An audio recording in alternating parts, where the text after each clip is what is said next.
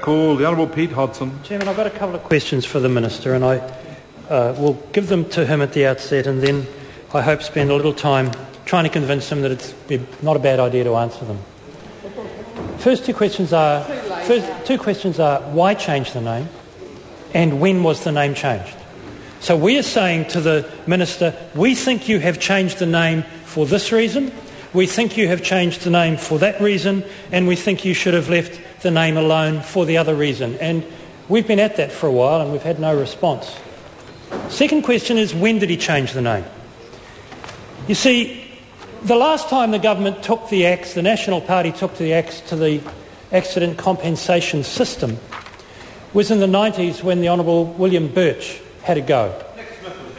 Nick Smith was there, I was there, a few others in the House were there, and the name change, which had the word insurance in the title, was made up front, made at the outset. It was clear, Maurice Williamson agrees with me, it was clear. He's not old enough to remember, is he? Maurice Williamson is old enough to remember. It is clear that the government had a policy shift afoot and wanted to reflect that policy shift in the title.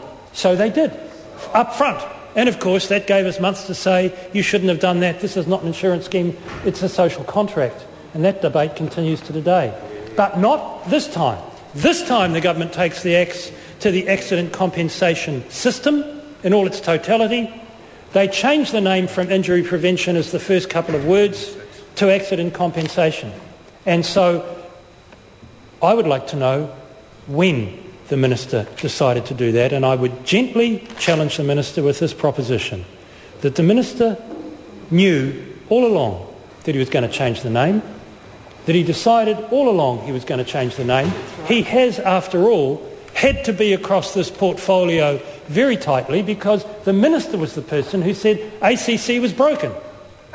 No one else agreed with him, but he said it and he stuck with it and he ran that line hard and fast, and he then decided to proceed with the legislative changes that are in front of us today. So the Minister has been across this issue, because he started the issue, for about 15 months. I wonder if it's within the bounds of credibility that within that time he had not at some stage had some conversation either with himself or someone else about the name change. I suspect he did. And yet the legislation as introduced into the House was the same. There was no change made by government members of the Select Committee to the title. I'm not aware of submissions calling for a name change. There may have been. That would be interesting to know if the Minister would like to tell us about that. But I suspect the Minister had the name change in his back pocket all along.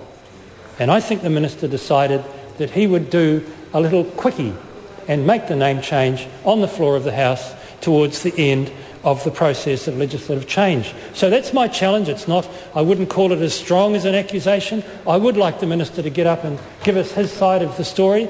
But those are the two questions, Minister. Why did the government believe that a name change was a good idea? And when did the government, or indeed the Minister, decide to change the name? I wonder if the Minister would care to indicate whether he would like to respond to me. If he doesn't want to respond, I'm happy to continue with the debate, Mr. Chairman, and thank you for allowing me the opportunity to do so. But as soon as the Minister twitches a muscle, I will happily sit down, Mr. Chairman. I'm just making that very clear to the Minister and to you. Now, on the substantial issue of the name change, I think an important point to make is this, that as with the health system, prevention is where the cheap benefits come. Prevention is a cost-effective activity. Compensation is not a cost-effective activity. And so I want to know from the government why they have chosen something which is determinedly, systemically inefficient. This is a government that is preoccupied with economic growth, with catching up with Australia, and yet they have chosen with this name change, at least arguably, something which is known to be a less efficient way to approach. If there's going to be a downturn, a downsizing, a reduction in attention to injury prevention, if there's going to be more of the Otago Medical School falling programs cut and programs of that ilk, then I want the Minister to explain to the House why he thinks that is going to be economically efficient. Notice how I'm choosing my language. This is, in essence, a social portfolio. But I'm asking him why he would think that would be more economically, Mr. Chairman, why he would think that would be more economically efficient. I move that the